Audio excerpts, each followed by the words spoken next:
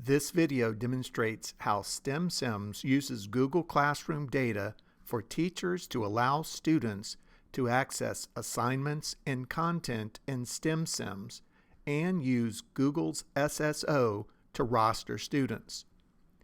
We use student email addresses solely for providing students access to STEMSIMS using Google's SSO.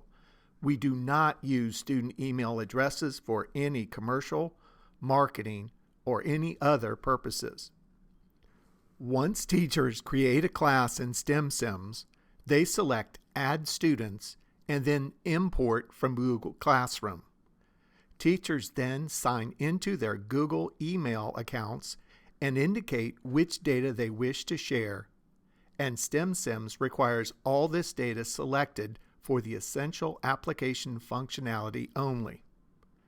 At this point, teachers may import a class roster, which allows students to log into STEMSIMS using Google's SSO.